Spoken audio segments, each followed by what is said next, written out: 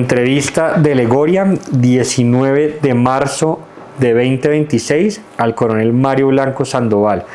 Coronel, muy buenos días. Buenos días. Gracias por darnos este espacio el día de hoy a Legoriam, Legado de Memoria de los Veteranos de Colombia. Empecemos por las preguntas más básicas. Dígame su nombre completo, tal y como aparece en sus documentos. Mario Ignacio Blanco Sandoval. Listo, muchas gracias. Indíqueme el año y lugar de nacimiento. Nací el 30 de octubre de 1951 en un pueblito al norte de Boyacá que se llama Soatá. Mi familia era campesina, vivíamos en una vereda que se llamaba Los Molinos. Después pasamos a la parte urbana a vivir. Por favor, indíqueme la fuerza a la cual perteneció.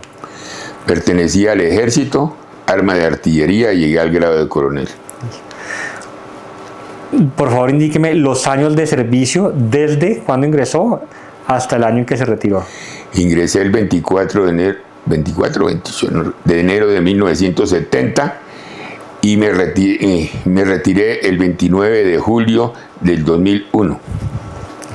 O sea, en total, ¿cuánto fue su tiempo de servicio? Con el tiempo de la escuela militar fueron 32 años. ¿Quién era usted antes de ingresar a la fuerza pública? ¿Puede hablar de cómo era su vida, a qué se dedicaba? ¿Cómo se describiría usted mismo en esa etapa?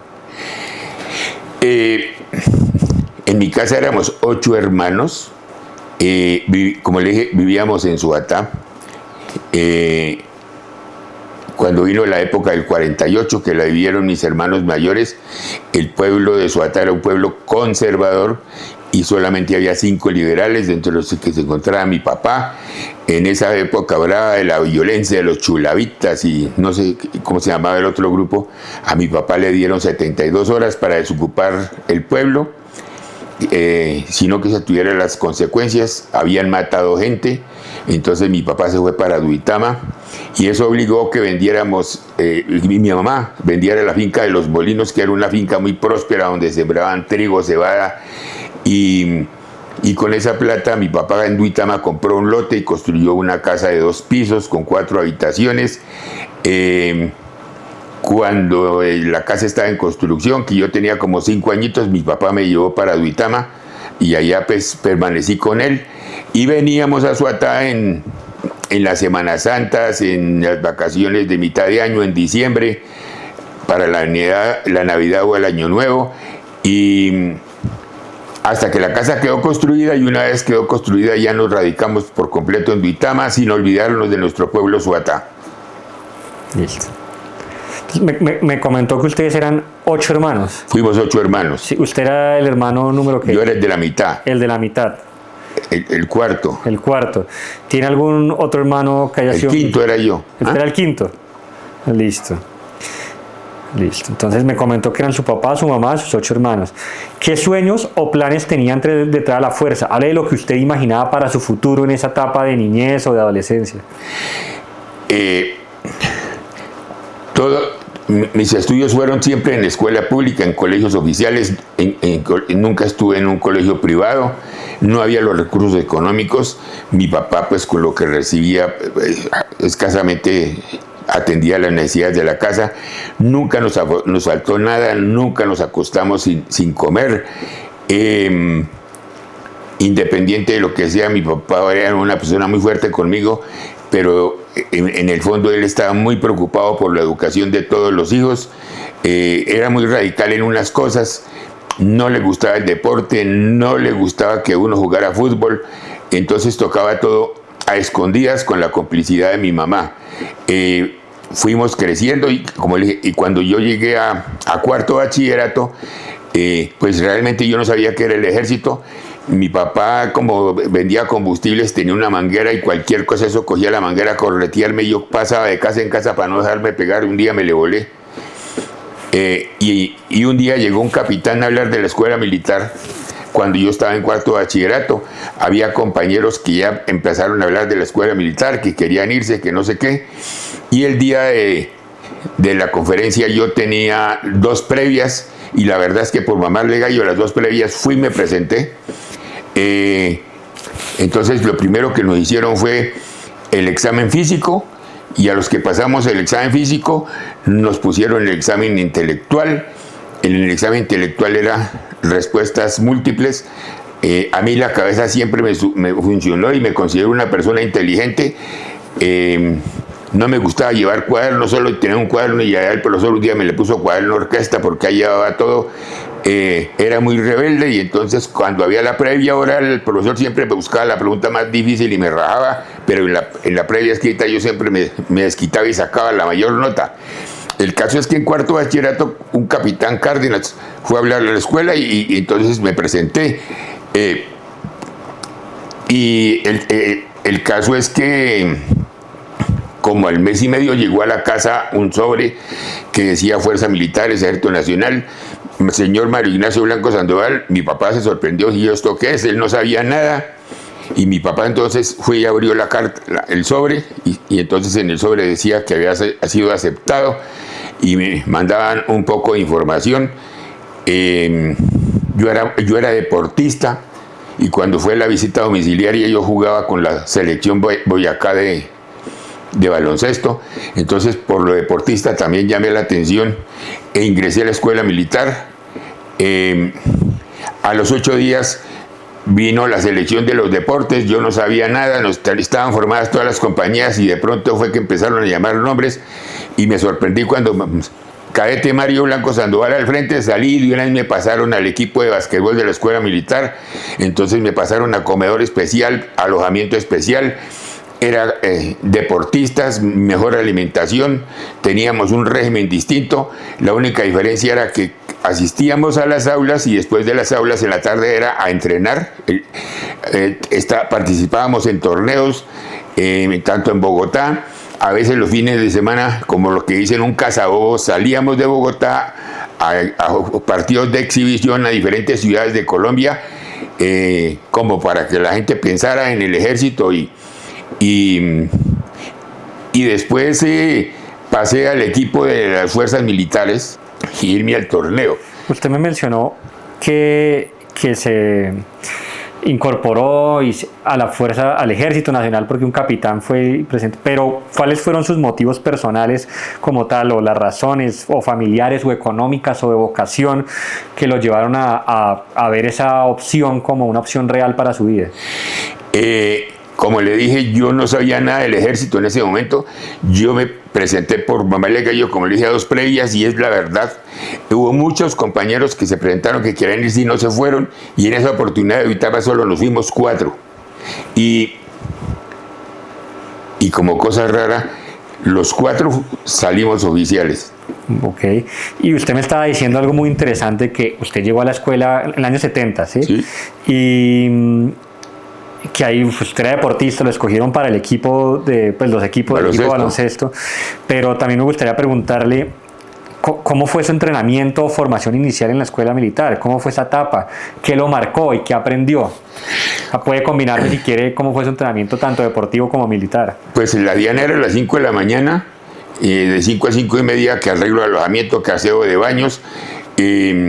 A las 5 y media entonces teníamos unos trabajos asignados. Y a las 6 pasábamos al desayuno, terminaba el desayuno y era para las aulas hasta las 12. A las 12 almorzábamos, teníamos un descanso hasta la 1 y media, luego nuevamente aseo de la escuela, y a partir de ahí hasta las 5 de la tarde había instrucción militar, y a las 5 volvíamos a las aulas hasta las 7 de la noche. A las 7 de la noche era la comida, y el que quisiera estudiar voluntario, entonces había una formación y el estudio era de 8 a 10 de la noche todos los días, que era voluntario. El caso es que la recogida era a las 8, pasábamos a dormir y así era todos los días. Levantaba a las 5 de la mañana, baño con agua fría. En esa época no había duchas de agua caliente ni nada de esas cosas, y ya uno que se acostumbra. Lo que noté es que de tantos compañeros que fuimos, mucho costeño se retiró porque lo cogió el frío y el agua y no aguantaron, y fueron muy poquitos los que terminaron. Y cuente cómo fue para usted dejar esa vida anterior. Usted estaba en Sobatá con su familia, tenía 16 años, más o menos. No, de niño yo me fui desde los 5 años para Duitama con mi papá. Él me llevó. Y íbamos a Sobatá en los tiempos de Semana Santa, vacaciones de julio o diciembre.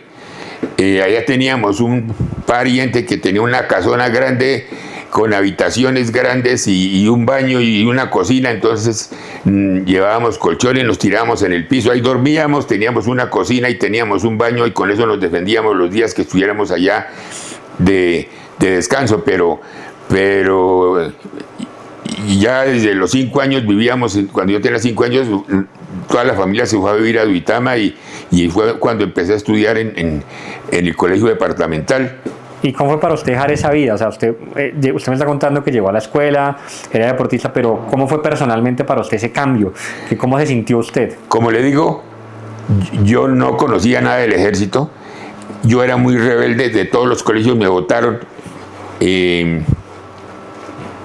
tengo un sentimiento en este momento porque hace 5 días murió una hermana, y hubo un momento en que de mi niñez que mi papá me dijo: yo no lo vuelvo a estudiar, no lo pongo a estudiar más porque a usted lo echan de todos los colegios. Y era verdad, yo era muy rebelde, peleaba con los profesores. Entonces esa hermana que murió, que era la mayor, fue a varios colegios hasta que por fin me recibieron en un colegio con matrícula condicional, y así me fue llevando hasta 4º bachillerato. Entonces yo tuve una deuda de gratitud con ella, al punto que cuando yo salí subteniente con mi primer sueldo, en esa época yo le regalé a ella un equipo Sony 316, que era lo más moderno que había, como le digo, de gratitud. Y usted mencionó algo con ella, que su primer sueldo, y ya podemos entrar a la vida militar, cuando usted se graduó, y lo puede contar como quiera, lo puede contar por partes, y vamos charlando entre los dos, pero entonces empezaría en su carrera militar y sus experiencias. ¿Usted en qué unidades, lugares o regiones estuvo durante su servicio? No tiene que mencionar todo, si tiene la memoria para ello lo puede hacer y tiene el tiempo, pero le diría que mencione las unidades a las cuales estuvo asignado, los lugares que recuerde y qué significaron. Podemos empezar de subteniente, puede pasarlas por todas, o como usted considere lo más importante en su vida.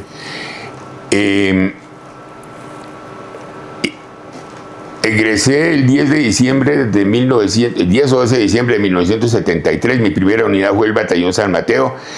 Me acuerdo que nos dieron un permiso y nos ordenaron que debíamos presentarlos en las nuevas unidades el 23 de diciembre. Imagínense, oficial, nuevo, carne nueva. ¿Quién iba a ser el oficial de servicio el 24? Pues este Pechito. Entonces el 24 me tocó de oficial de servicio, y en el año 74, en esa época uno podía ir al orden público a partir del 2.º año. Entonces en el año había muchos problemas en el Magdalena Medio, consecuencias de los hermanos Vázquez Castaño, de Fabio Vázquez Castaño. Habían dado de baja a Manuel y Antonio Vázquez, los hermanos, pero de Fabio nunca se supo. En esa época nos dijeron que se había ido para Cuba, que salió huyendo. En esa época ya existía el famoso Gavino Nicolás Rodríguez Bautista, que todavía está ahí con la vaina del ELN como negociador, guerrillero viejo que ya tiene más de 70 años. Y entonces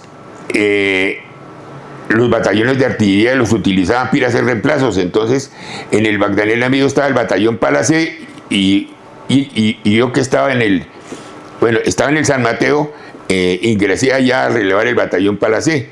Entonces cuando llevaba yo 1 año en el área, ya cumplía 2 años en el batallón. Entonces los traslados lo hacían cada 2 años. Entonces como ya llevaba 2 años en el batallón, me trasladaron al batallón Tarqui.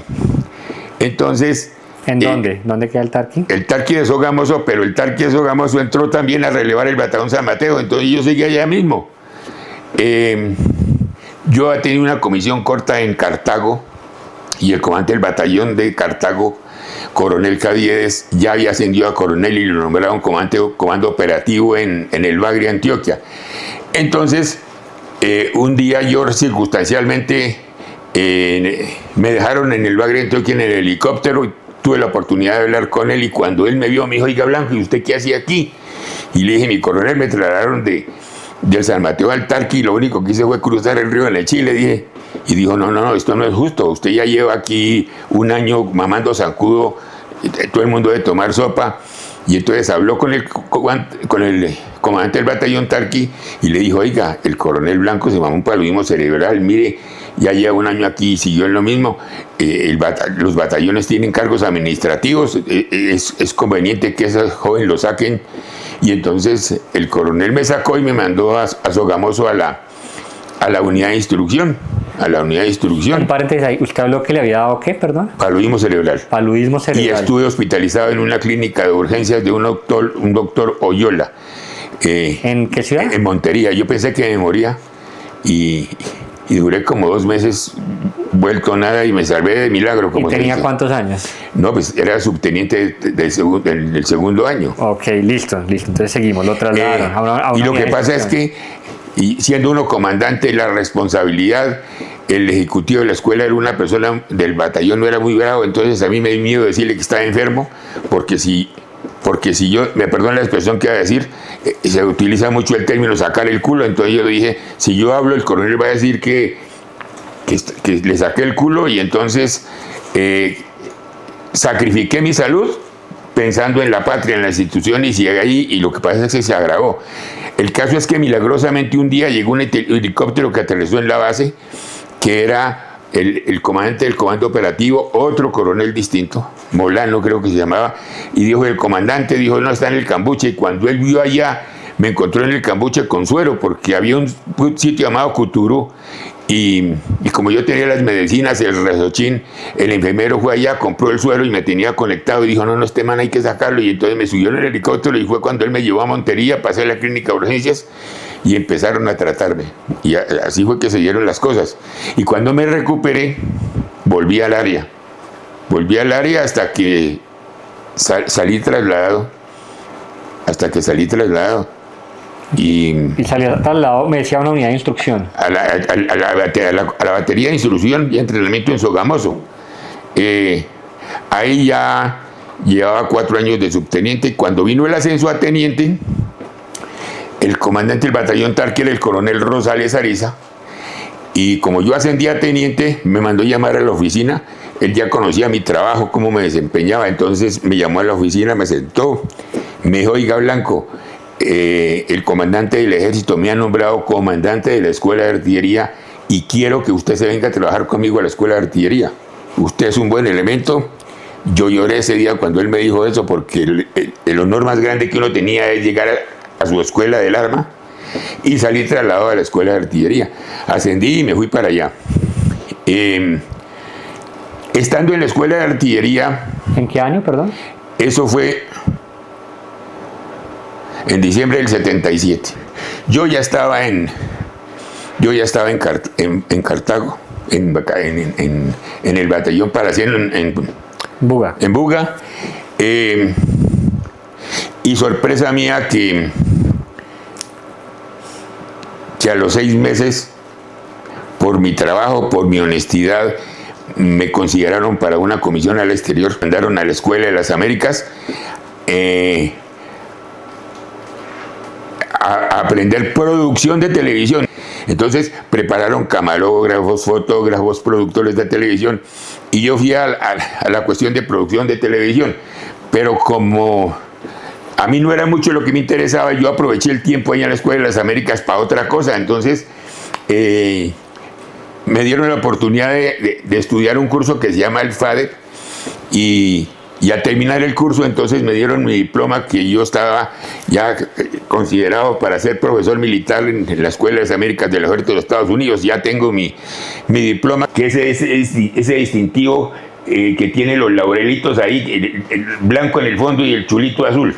Ese solamente se lo dan a 2 oficiales al año en cada grado. Entonces tuve el honor que de teniente me lo dieron, o lo obtuve, que para mí eso era un orgullo, porque eso era más que ser profesor militar aquí en el ejército, que ese curso o por unos logros le daban el distintivo de profesor militar. Yo dije, después de tener ¿para qué me voy a buscar el otro? Con este yo me he ganado el respeto de todo el mundo. ¿Eso en qué año fue, coronel? Eso fue en el 79. Listo. Entonces regresé de la Escuela de las Américas, y ya con todo ese poco de gente, me trasladaron para el 3 de Comando General. Al 3 de Comando General, y ya el general que estaba en el 3 dijo que él quería crear un centro conjunto de ayudas de instrucción. Entonces nos mandaron a la escuela de guerra, allá nos dieron la sede para empezar a trabajar y me dieron la orden a mí de organizar ese centro conjunto de ayuda de instrucción. Ocurre que mi horario, a diferencia de las unidades, yo entraba allá al CAN a las 8 de la mañana y salía a las 4:30 de la tarde, del Ocha. En esa época yo iba en el batallón Baraya, allá al lado del CUI militar. En esa época empezó la universidad militar dentro de la escuela militar. Y las carreras que empezaron fue economía e ingeniería. Así empezó la universidad militar. Yo en la escuela había estudiado economía. Había hecho 4 semestres. Entonces yo vi la oportunidad de seguir estudiando.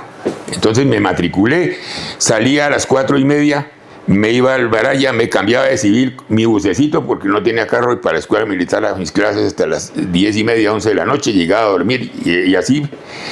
En esa época el segundo comandante del ejército, que era de artillería, que no quiero decir su nombre, se enteró que yo estaba estudiando y me mandó llamar. Y me dijo: teniente, ¿usted con autorización de quién está estudiando?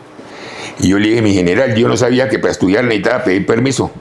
Si yo estoy estudiando es en mi tiempo libre, y es porque yo pienso que si yo termino mi economía yo puedo servirle mejor a la fuerza. Entonces me dijo: como era de artillería también, vamos a ver, usted primero debe aprender lo de artillería, siéntese ahí. Me hizo un examen y me rajó.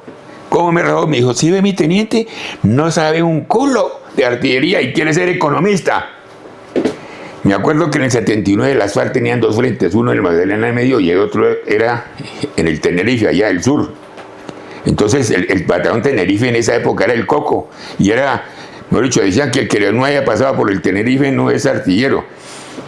Y entonces llamó al departamento 1, eso fue como a las 11 de la mañana, y ya, que se presente en el batallón Tenerife. Entonces salí de ahí, fui a donde vivía, yo en mi maleta tenía entre una tula, eché mis 3 calzoncillos, me fui al terminal de transportes, que en esa época era en la Sexta, como con 16, me subí a un comotor y me fui para Neiva.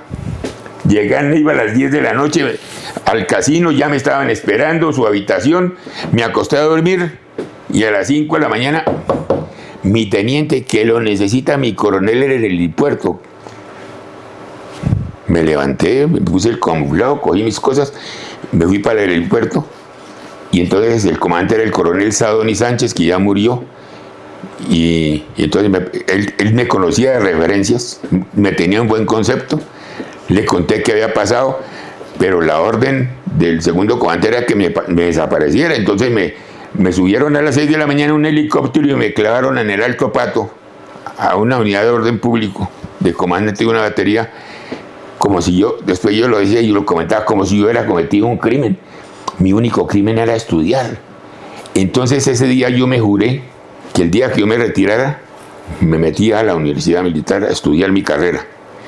El caso es que, en el aspecto del estudio, al día siguiente que yo me retiré, estaba en la universidad militar hablando con León Gómez y estudié administración de empresas en la universidad militar y me gradué como administrador de empresas desde la unidad militar. Como acotando, el día de los grados que yo fui allá, no es que me dijeron que me graduaba hoy, empezaron a buscarme y yo no aparecía en la lista. No, que usted no aparece en la lista. Pero ¿cómo así que no aparece en la lista? Si yo ya tengo todo, ya. No, que no aparece en la lista. Y de pronto van y me buscan en los de cum laude. No, que es que usted es graduado cum laude por haber tenido 4.56 de promedio, hermano. Mire, cum laude. Y ahí está mi diploma, administrador de empresas. Abajo dice cum laude. Que fue un orgullo para mí, porque en ese momento yo tenía como 50 años y mi deseo era estudiar. Yo no quise hacerle caso, estudiando con muchachos de 20, 21 años, que el viernes, no, que teniente, coronel, que camino nos tomamos los viernes a beber cerveza. Yo nunca. Entonces, ahí se da uno cuenta de qué es lo que piensa la juventud y cómo es que se están preparando. Ahora, mi estudio ya fue por un reto personal a raíz de lo que me pasó de teniente, porque me lo prometí a mí mismo, y al tiempo yo hice una especialización en seguridad, que ahí está el otro diploma, que también es la Universidad Militar, que eso era por las noches, 2 años. Entonces yo prácticamente me la pasaba en la Universidad Militar. Allá me reunía en la cafetería con el doctor Bustillo, que era profesor y con quien había compartido un año en Washington, cuando yo estuve de coronel, agregado militar allá, y que yo, como el doctor Bustillo no manejaba, todos los días yo lo llevaba en el carro mío 50 minutos de donde vivíamos, que era Rotonda, al sitio donde trabajábamos, y que a 50 de para allá y 50 de para acá, y a la larga fueron los 100 minutos más de mayor conocimiento de mi vida, porque todos los días eran temas interesantes y ese doctor Bustillo era un sabio y fue mucho lo que le aprendí y fue mucho lo que le tengo que agradecer a ese doctor Bustillo. Usted me estaba contando, si quieren, y ahorita llegamos a esa parte de coronel en Estados Unidos, pero estaba diciendo que lo mandaban al Tenerife, ¿todavía era teniente o ya era capitán? Sí, era teniente. Y de ahí salí a hacer curso para capitán. ¿En qué año? Eso fue en el 80. Listo. ¿Y cómo fue? Si me quiere seguir. A mí me adelantaron el curso 2 años porque ascendimos a capitán en el 82. ¿Ah? Y si quiere seguir de pronto con esta fase de su carrera adelante. Entonces, del Tenerife salí trasladado y nos adelantaron el curso para capitán 2 años antes, no sé, por programación y eso. Entonces, una vez terminé el curso para capitán, yo volví a la escuela de artillería, siendo teniente.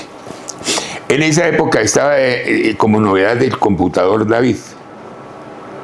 El computador David, que es un aparato con el cual se mejora el tiro de artillería. En artillería, lo que era el uso del computador David, del telémetro, la sérico, lo que es el centro director de tiro, apuntadores, me prepararon a mi unidad. Prácticamente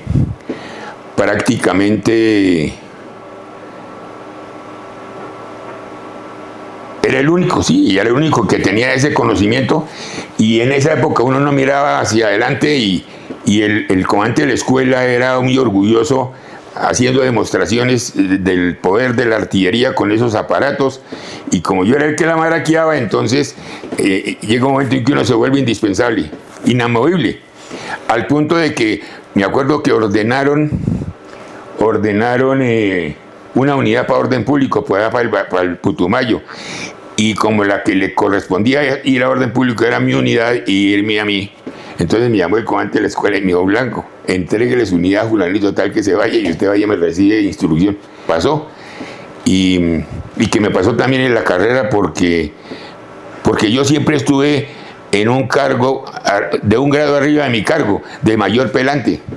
De mayor, a mí me nombraron comandante zona y había tenientes coroneles que estaban en el Estado Mayor, y yo como comandante zona tenía carro asignado y los coroneles no. Entonces los coroneles llegaban a mi oficina: Blanco, claro, mi coronel conductor, llega a mi coronel donde necesite. Entonces se crean cosas como cuando ascendí a coronel, que me nombraron de comandante de brigada, coronel recluta, y habían coroneles de 3 años de segundos comandantes. Entonces, ay, ve este hijo de puta que está creyendo, vea, coronel recluta y ya comandante de brigada, y yo de 3 años de coronel y segundo comandante. Y yo no me lo busqué. Llegué del Brasil, la norma dice que uno tiene que esperar entre grado y grado 3 años, y al año y medio de llegar del Brasil, llegó mi general Galán y pum, me mandó para Washington. Pero ahí es de coronel, ¿cierto? Sí. Pero vamos de capitán. Ah, sí, es que voy adelantando historia, para que no se me olvide. Como considero. Bueno, entonces los 5 años de capitán los pasé en la escuela de artillería, y ahí para la escuela de artillería, y de ahí salí a hacer curso para mayor. Ahí estamos hablando de los 80s. Sí, haciendo curso para mayor. Cuando íbamos a hacer curso para mayor, mi general Lema era el comandante, y fue y nos suspendió los cursos por necesidad de orden público, y se inventó una cosa que a los ingenieros los mandó para unidades de artillería, a los caballeros para infantería, y el caso es que yo, siendo artillero, resulté en el batallón Palacé en el batallón RUC de Ibagué, que es de infantería. Allá me trasladaron, y el batallón RUC estaba en comisión en el Valle, por allá por Restrepo, yendo para Buenaventura, en todo ese sector, y ahí pertenecía al batallón RUC hasta que se acabó la comisión y me devolvieron a terminar el curso para mayor, que a la larga fue un curso como de 1 o 2 meses. Eso fue todo el curso, y ya vinieron los traslados. Entonces, ya para ascenso a mayor, me trasladaron a Cali. Me trasladaron a Cali de 3 del batallón de policía militar. Y Cali estaba caliente. Y eso, y de ahí salí, trasladado. Entonces me mandaron para Ibagué. Allá estuve 2 años de comandante de la zona, de mayor. Y entonces de ahí salí a hacer curso de Estado Mayor. Terminé curso de Estado Mayor, pero entonces a mitad del curso, dentro de los coroneles que estaban haciendo curso para general, estaba el coronel Hernández López, con el que trabajé 2 años en la escuela de artillería, donde después estuve en Cali trabajando 2 años, donde pues por la amistad y el trabajo, no es que uno sea el de preferencia, pero lo tienen en cuenta. Entonces, como en agosto me llamó, en esa época el ejército tenía 2 brigadas móviles, una que estaba en Antioquia y la otra que estaba en la Uribe Meta. ¿Época qué año es, perdón, para verificar? Eso fue año...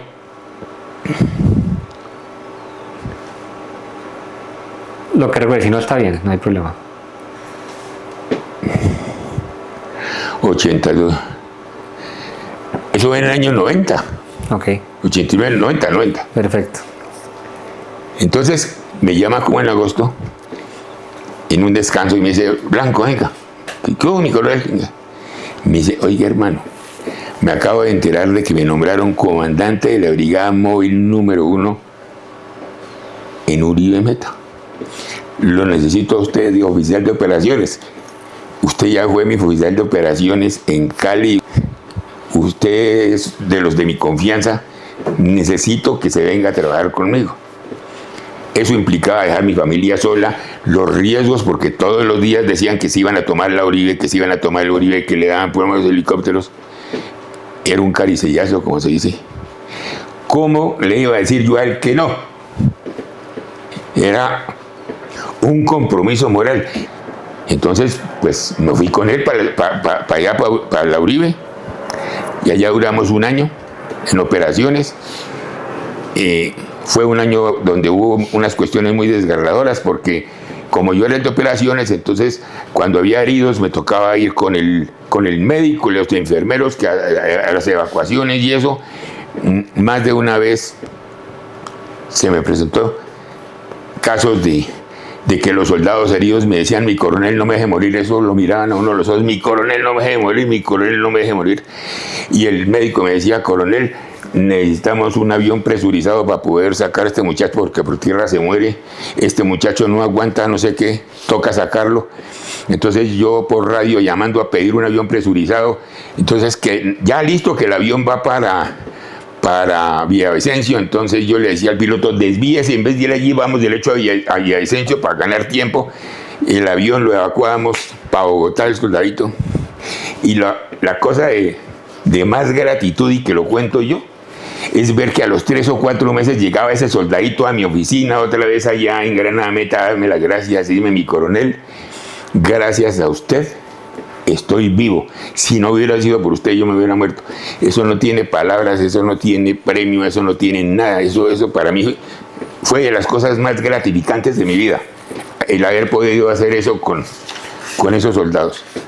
Y bueno, y ahí pasó todo el año, y como en octubre, el jefe del departamento 1 y me dijo: vea, Blanco, todos los artilleros quieren ser comandantes de batallón de artillería. Usted hasta ahora está en el 2.º año. Hay tenientes coroneles de 3 y 4 años de artillería que no han sido comandantes. Usted todavía no clasifica. Me dijo: mire, hay un batallón que a partir del año entrante pasa de ser regulares a bachilleres, que es el batallón número 2 de Policía Militar. ¿Por qué no se va para allá? Usted este año le tocó muy duro. Allá va a tener vida de familia, va a tener comodidades. Y no sé por qué, porque yo también quería ser comandante de batallón de artillería. Y dijo: le dije: me voy, mi coronel, me voy. Y salí trasladado de la móvil para el batallón número 2 de Policía Militar. Allá estuve muy bien, estuve 2 años de comandante. Vino la revista de inspección, y lo más gratificante es que en esa revista de inspección saqué superior a lo normal. Aquí yo tengo, inclusive, tengo guardada el resultado como gran cosa de... Y sacaron un artículo en la revista de las Fuerzas Armadas en esa época, que era la revista del Ministerio, que decía ejemplo de buenas relaciones. Entonces, a raíz de eso, en el ámbito de los oficiales ya se respiraba otro ambiente con relación a mí. Entonces duré 2 años y a los 2 años salí titular para el ministerio. Eso fue en el 96 y 97, sí, 96, 97, sí, 96.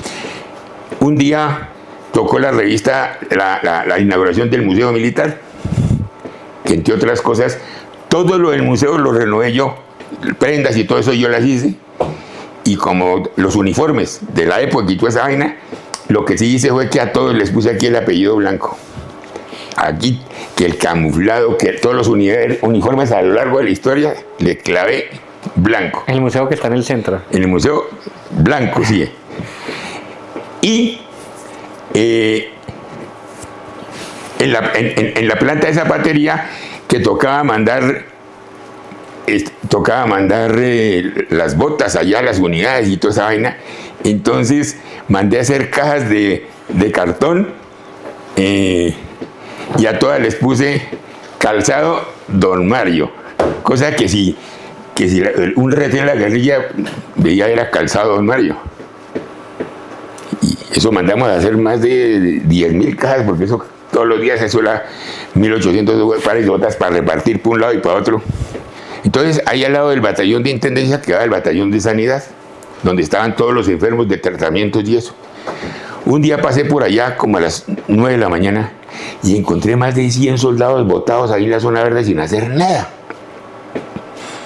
Y yo me iluminé y dije, oiga, estos maricas, ¿por qué no los ponemos a trabajar? Que aprendan un oficio. Me iluminé y fui y hablé con el comandante del batallón de sanidad. Y le dije, hermano, le tengo una idea. Estos en vez de estar ahí botados y eso, ¿por qué no? Mira, ahí yo les puedo enseñar zapatería, las 2 plantas, les puedo enseñar sastrería, les puedo enseñar carpintería. Entonces, mi coronel lo que necesite. Entonces fui y los formé. Eran como 250. Entonces primero escogí los que tenían tratamientos largos. Ya una vez tenían los tratamientos largos, les dije, ¿quién quiere aprender un oficio? Por ejemplo, aprender zapatería, aprender sastrería. Entonces de ahí seleccioné 50 muchachos. Seleccioné 50 muchachos. El drill habano ha salido de circulación y yo tenía un poco de rollos allá que no sabía qué hacer con ellos. Entonces cogía las plantas de esa pastelería, háganme overoles, y mandé a hacer overoles de a 2 overoles para cada soldado. Entonces eran 50, cada uno le di sus 2 overoles y fui los puse a trabajar de a 10 por planta, 10 en la planta de zapatería de inyección, 10 en la planta de zapatería tradicional, 10 en la planta de carpintería, 10 en la planta de metálica, 10 en la planta de paños y vestidos de gala, que fueran aprendiendo. Porque es que, por ejemplo, en zapatería, había un zapatero profesional que su trabajo era cuando salía la bota ponerle los cordones. Eso lo podía hacer un soldado. Cuando salía la camisa, como eso van cosiendo en serie, entonces con unas tijeras tenían que cortar las puntas. Eso lo puede hacer un soldado y puede ir aprendiendo. Entonces, hermano, a los 4 meses yo tenía la producción incrementada en un 30%. Entonces, llegaron a los batallones el radiograma pidiendo candidatos para el exterior. Entonces allá en la brigada logística estaba el batallón de transportes, estaba el batallón de mantenimiento, estaba el batallón de sanidad, estaba la escuela logística y estaba el batallón de intendencia pidiendo candidatos, y el comandante de brigada era Arenas Pineda. Y Arenas Pineda mandó a los diferentes cursos, al de transportes, al de mantenimiento, al de a la escuela logística, al de sanidad, a todos menos a mí. Todos se fueron, a mí no me mandó para nada. Y un viernes, me acuerdo tanto, a las 10 de la noche, llegaron los cuadros del comandante del ejército para la firma final. Ya el general Vergara, que era el segundo comandante, había chuleado, ya estaban los escogidos. Y me dijo el subjefe del departamento 1, que fue el que me comunicó, que llegó mi general Bedoya y preguntó, Y aquí en estos cuadros, ¿por qué no está el coronel Blanco? Ah, que es que estos cuadros se sacan de los candidatos que saca el batallón y no sé qué. Pero ¿por qué si el coronel Blanco está en lista 1 y no sé qué, ya tenía unos logros, no lo mandaron? ¿Cuál es la comisión más importante? Brasil. Y ese viernes a las 10 de la noche de su puño y letra escribió Coronel Blanco, Brasil. En Brasil hice un curso de altos estudios de política y estrategia, que es muy distinto al que hacen aquí lo del Sidenal, porque es más distinto y más importante y son experiencias. En el Brasil me di cuenta que las grandes empresas de Brasil escogen a sus mejores trabajadores profesionales y los mandan a hacer ese curso. Ese curso para ellos es un orgullo. Entonces el empleado, el profesional que va a hacer ese curso, va patrocinado por su empresa. Entonces su empresa durante ese año le sigue pagando su sueldo como si estuviera trabajando. Entonces para los brasileros es un honor hacer el curso de altos estudios de política y estrategia, y básicamente en ese curso se estudia el aspecto económico, el aspecto social, el aspecto político y psicosocial de los países. Se conoce todas las partes más importantes, lo llevan a uno a conocer el sector minero. Yo, por ejemplo, me sorprendí cuando conocí la represa de Iguazú, las minas de carbón del norte, grandes conocimientos adquirí. Fue de mucha importancia para mí ese curso. De ahí regresé a Colombia la víspera de mi ascenso a coronel. En la víspera del ascenso hubo un ensayo, y en ese ensayo quedé sorprendido al ver que para ascender a coronel, la única persona que yo tenía por delante en mi promoción era a Óscar González Peña. González había entrado conmigo en el 70 a la escuela militar, pero a los pocos meses se fue a estudiar a Venezuela. Entonces él ascendió a subteniente 6 meses antes que nuestro curso. Y bueno, ascendí a coronel detrás del Mono González, con quien tengo una gran amistad, mi mejor amigo, desde teniente, 50 años de amistad, con los hijos, con su familia. Y ahí fue cuando me mandó a llamar el general Bedoya, que era comandante del ejército, y me dijo que él quería mandar para el Puerto Carreño un general, pero que no lo tenía.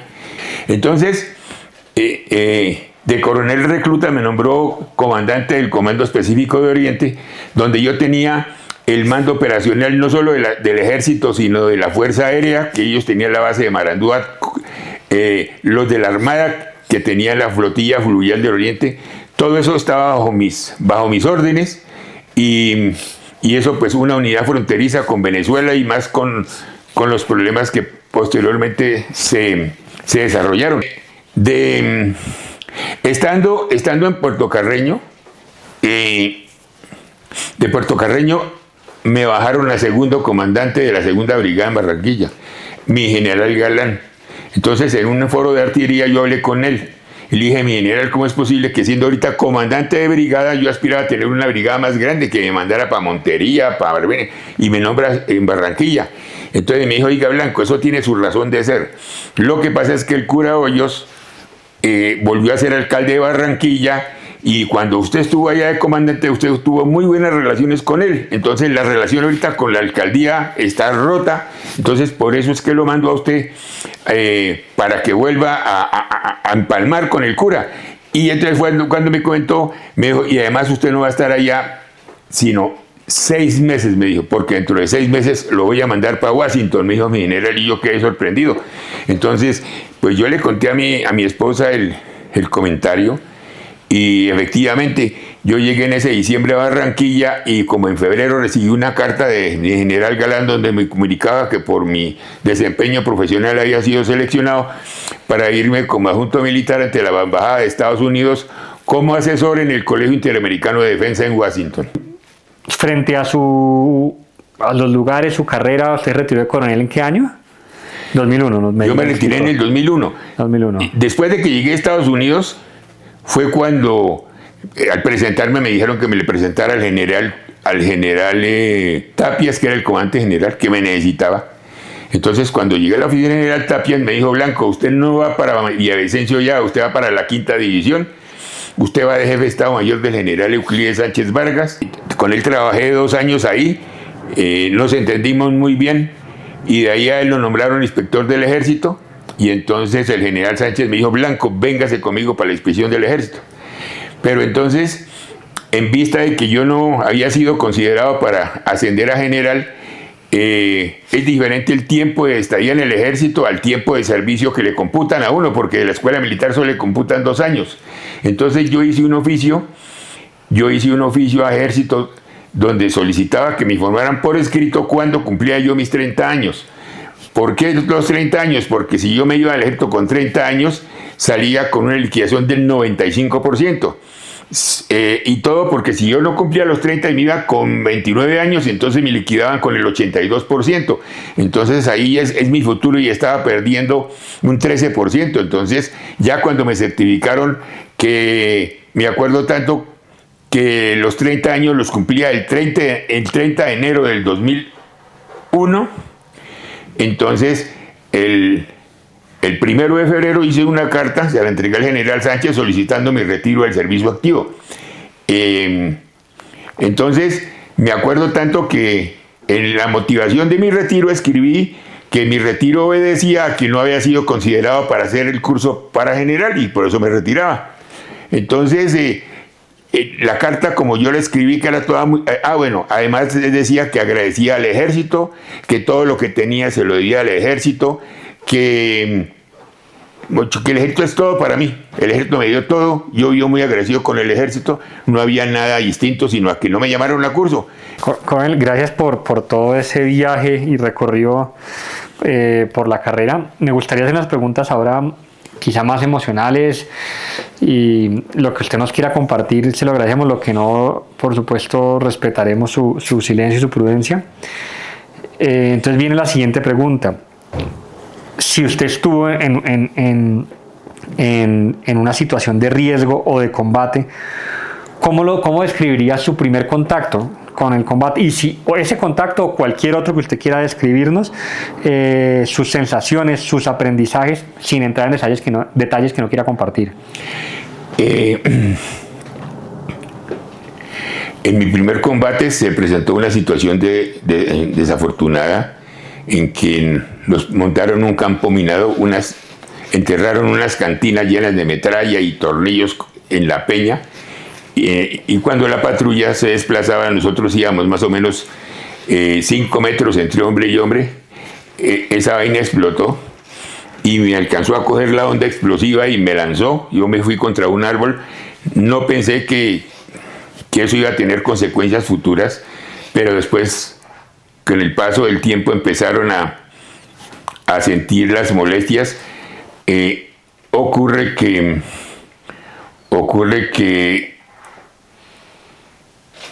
empecé a sentir dolores en la columna. Me daba, se me quitaba, y a pesar de eso, pues yo ya había hecho el curso de paracaidismo, porque lo hice en el primer año de subteniente, y para el ascenso entonces yo sentía el dolor, pero como a uno le toca exámenes médicos, cuando yo fui al examen médico: no, doctor, yo estoy bien, yo no me puse a decir nada por el temor a que de pronto una junta médica y me declaren no apto, y entonces me indemnizan y me echan. Entonces yo no quería eso.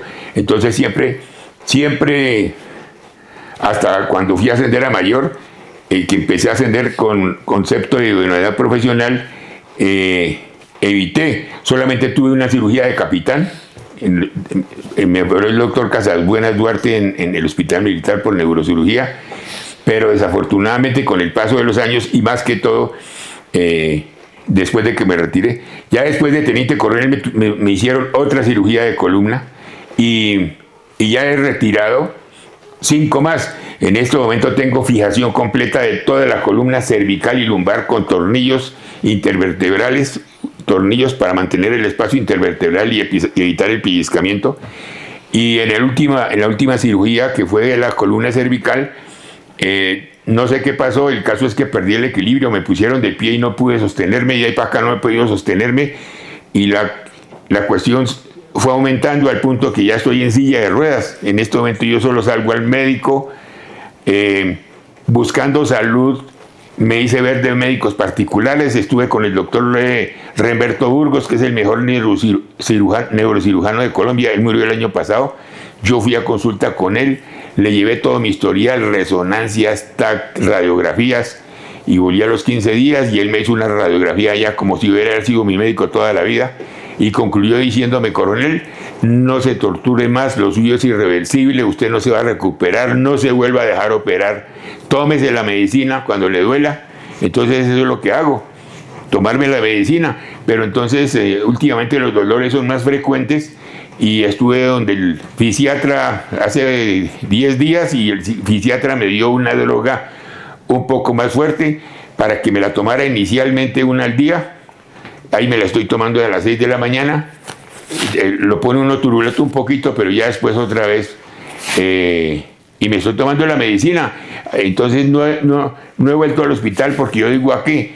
Va uno al hospital, entonces lo manda donde el neurólogo manda donde el otorrino lo manda el ortopedista lo manda donde el neurocirujano, y lo ponen a uno a girar ahí, y yo duré girando así 5 años. Y nada de recuperación. Entonces no volví al hospital, no volví a la cuestión de la columna. ¿Y esta condición, usted dice que fue producto de ese primer combate? ¿En qué época fue ese combate? No, pues eso fue en el año 1974, cuando estábamos allá en Antioquia. Ok, y conectado con esto, le hago otra pregunta. ¿Hubo algún episodio que le haya mostrado con claridad lo que significaba la guerra? Que usted diga: esto me dejó un impacto sobre la guerra en Colombia. Pues es que afortunadamente, cuando yo hice el curso de lancero, que es un curso de combate muy exigente, yo lo hice cuando era un mes de subteniente. Pero durante los 4 años de la escuela militar, que uno es cadete y alférez, se va dando cuenta de la guerra, y qué está pasando, de cómo es la situación, y entra en el panorama de que ahí las patrullas son dirigidas y orientadas, y que mire, cometió este error. Pero ya cuando uno tiene su primer patrulla de combate, que uno va a buscar al enemigo, a buscar el contacto con el enemigo, ya uno adquiere mayor responsabilidad, porque ya tiene unos hombres bajo el mando, y ya tiene que tiene unas responsabilidades mayores, y no puede uno jugarse la vida de esos subalternos haciendo un mal procedimiento o cosas que no son debidas, como muchas que conocimos. El teniente que se enamora ya de la profesora de la vereda, y resulta que la profesora es la moza del guerrillero. Entonces lo cita, llega el guerrillero y tum. Hay historias de un oficial que por meterse con la profesora de la vereda llegó el mozo, que era un guerrillero, y lo mató, y así, situaciones de esas. ¿Alguna otra herida por combates o por situaciones de peligro a lo largo de su carrera? No. Salvo la espalda. Esquirlas en esa oportunidad, unas esquirlitas aquí en una pierna, pero muy superficial. Muy superficial por la distancia en que yo estaba cuando esa vaina explotó, pero a mí afectó. El cimbronazo, y me tiró allá contra un árbol, eso sí, pero uno no piensa que las consecuencias, y entonces pues en ese momento uno reacciona es porque yo tenía 6 hombres adelante, que esos sí estaban metidos ahí y mientras llegan los de atrás, el refuerzo y eso, porque a mí me gustaba siempre andar adelante para poder estar pendiente de lo que estaba pasando. ¿Cuál considera que fue que ha sido el momento más importante de su carrera?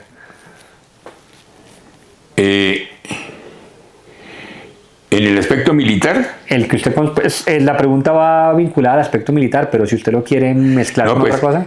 Pues el aspecto más importante es cuando ascendí a subteniente, porque dejé de ser una carga para mi familia por todas las cosas que han pasado con mi familia, porque después de ser la oveja negra de la familia, de que tenía problemas en todos los colegios, que me echaban, cuando yo entré a la escuela militar, que entré sin saber qué era, ya estando adentro me di cuenta que era me iba muy bien en las campañas y dije, ve, esto es lo que me gusta y así duré los 4 años hasta que salí subteniente. Entonces me iba muy bien en los trabajos de campaña. En esa época los que entrábamos a quinto bachillerato ya con solo un año salían con libreta militar de cabo segundo. En esa época había el servicio militar para bachilleres y eran muchos los bachilleres que entraban, entonces perdían un año, pero el que entraba de cadete un año hacía un año de estudio y no lo perdía, y después sí se retiraba a seguir estudiando. Entonces por eso los que entrábamos de quinto bachillerato eran muchos los que se retiraban. Entonces a mitad de año yo llevaba buenas notas,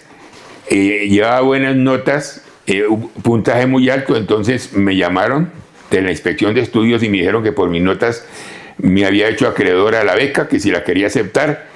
Y cómo no iba a aceptarla. Entonces llamé a mi casa, mi papá ya tenía el formato de qué era lo que había que llenar. Al otro día ya estaba a las 7 de la mañana en la escuela militar con el formato ese para entregar en personal. Y duré 3 años, 3 años y medio duré becado hasta que salí subteniente, en que en mi casa no tuvieron que responder por mí para nada. Para cerrar la parte de su carrera, si quiere mencionar, ¿hubo algún compañero de armas, algún superior o cualquier persona que haya marcado su vida durante el servicio?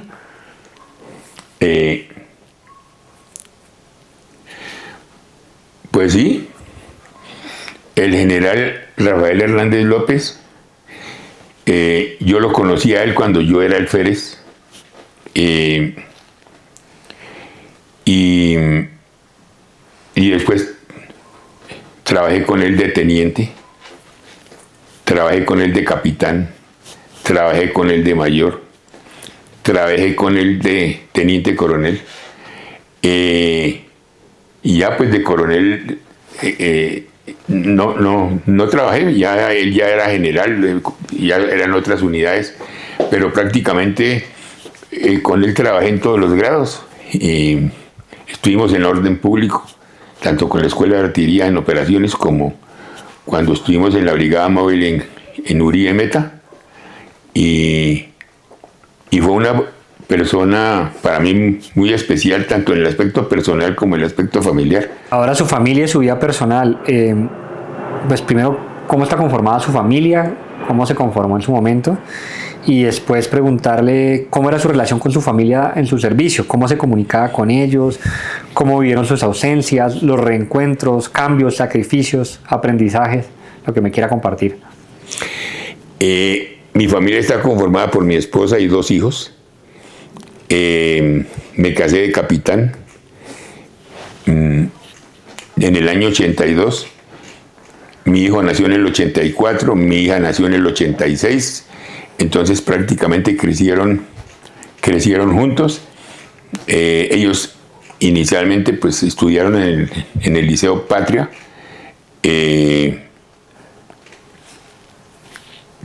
hasta terminar el bachillerato, y ya entraron ambos a los Andes. Ellos estudiaron ingeniería industrial en los Andes, ambos son ingenieros industriales de la Universidad de los Andes.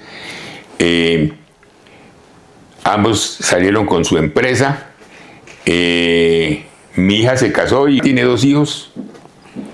El esposo es ganadero, y Mario Andrés pues hizo especialización también en la Universidad de los Andes. Mi hija hizo especialización en la Universidad de España, y Mario tiene su empresa.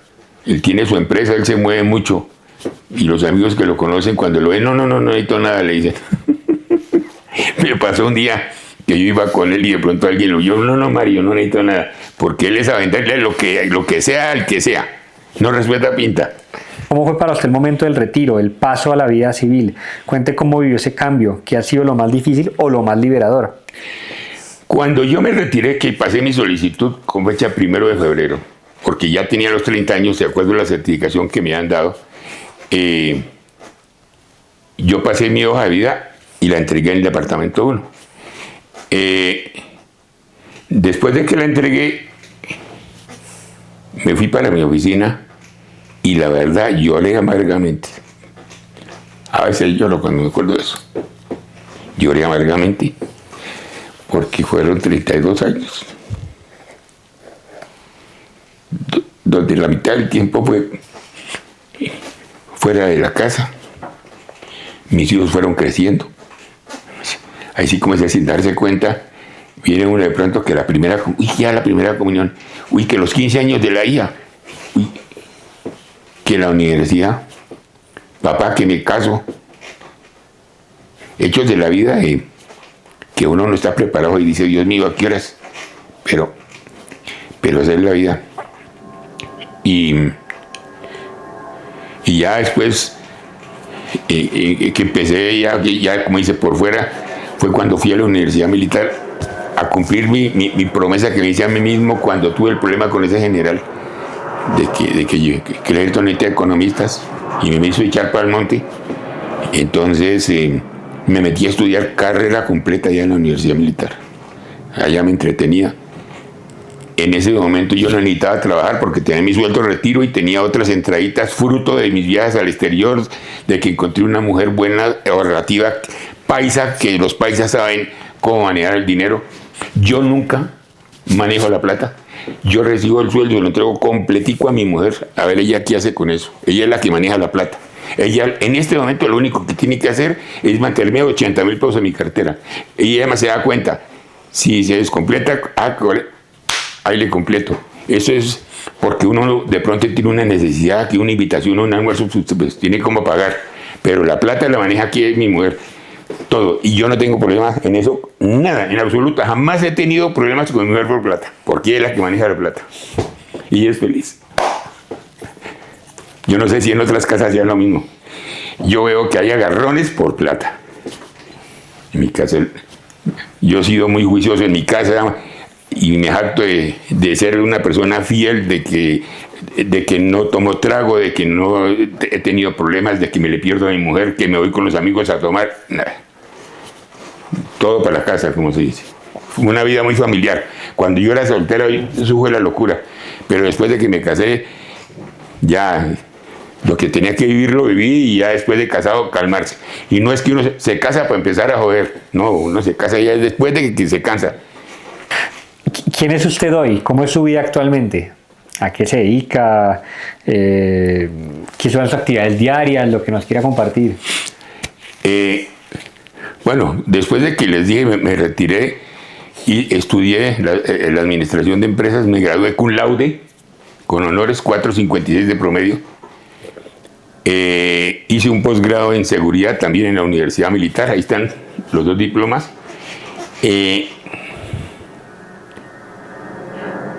Hay un hecho importante. Cuando yo me gradué de administrador de empresas, allá en la lectura de grados, yo quise que mis dos hijos, que ya estaban en la Universidad de los Andes, fueran allá a esa ceremonia. Y todos esos muchachos de 20, 22, 23 años que se graduaban, no solo de mi carrera de administrador de empresas, sino de diferentes carreras, médicos, ingenieros, no sé qué, en todas las carreras que había, porque eso era graduación general. Y cuando uno la pasa todo el día en la universidad, pues tiene contacto, lo ven en la cafetería, lo conocen. Oiga, ese man de 50 años estudiando, que para mí era un ejemplo. Cuando me leyeron a mí, cuando dijeron Mario Blanco Sandoval, cum laude, el teatro se puso de pie y me aplaudió. Eso fue un hecho. Y en ese momento, eso para mis hijos fue como cuando uno juega ya a la vaina y que es al que quede más cerca el hueco, entonces eso es un punto grande y como lo supero. Eso es como cuando alguien le mete 4 goles y dice, no, yo tengo que meter 5 para poder. Lo mismo, para mis hijos fue un ejemplo, porque fue un esfuerzo que hice, que una cosa que yo no necesitaba, sino que lo hice por compromiso conmigo mismo, porque esa es la verdad. Reflexiones finales y mensaje. Mirando su vida en conjunto, ¿qué cree que le dejó su paso por la fuerza pública? ¿Qué ganó? ¿Qué perdió? Como le dije, para mí el ejército fue todo. Y cada día que me despierto, honestamente le doy gracias a Dios el haberme iluminado y haber entrado al ejército. Porque después de ser la oveja negra, el peor de todos, mi mamá murió, y mientras mi mamá vivió, todos los meses yo le daba a ella su mesada. Cuando mi mamá murió le hicimos un entierro con 7 padres. Mi mamá también allá en Duitama era muy rezandera y los curas iban allá a la casa. Entonces me sorprendí que en la misa del entierro habían 7 curas. A mi mamá la tenía afiliada al servicio ese funerario con Liberty. Entonces, como murió en Duitama y el entierro era más barato, cuando fuimos a la funeraria encargada de las honras fúnebres, el señor de las honras fúnebres, yo fui con una hermana a escoger el cajón, nos dijo, escoja la que quiera. No dijo a esta, no, escoja la que quiera. Entonces mi hermana, yo le dije a mi hermana, escoja la que a usted le guste. Y escogimos para mi mamá la caja que mi hermana le gustó y la enterramos en bóveda porque mi mamá dijo que ella no quería que la chamuscaran, que la enterraran en bóveda. Ya cumplió los 7 años, tocó sacarla por normas y lo que salió casi enterita. Yo no quise ir ese día a la sacada porque no fui capaz, fue mi hermana y la llevaron y la quemaron lo que quedó y está en un osario. Está en un osario ahí al lado de mi papá. Pero como le digo, y yo digo que yo fui un buen hijo. 2 preguntas más. ¿Qué mensaje, si usted pudiera dar un mensaje desde su experiencia y su corazón, qué mensaje le gustaría dejarle o a su familia o a otros veteranos de Colombia o al país o a quien quiera? A que después de que uno se retira, se queda solo. Se queda solo, lo único que le queda es su mujer, sus hijos y sus amigos más especiales. ¿Hay algo más de su historia que considere importante contar y que no le hayamos preguntado? Hablaba un día con un amigo y le decía que la gente está equivocada con los militares y que creen que los militares todos somos fundillo y resulta que no, uno es trompo, uno nos amanece pero no sabe si anochece. A mí muchas veces a las 12 de la noche me llamaban y me levantaban porque tenía que salir para un lado o para otro. Muchas veces no pude ir a un evento porque me tocó ir a hacer un retén, por ejemplo. Hay muchas cosas, entonces, no. La vida del militar es una vida muy incierta. Coronel, pues muchas gracias. Yo creo que todo lo que usted nos dice es muy importante, no solamente para Alegoriam como ONG que quiere preservar y perpetuar el legado y la memoria de los veteranos de Colombia, sino para el país.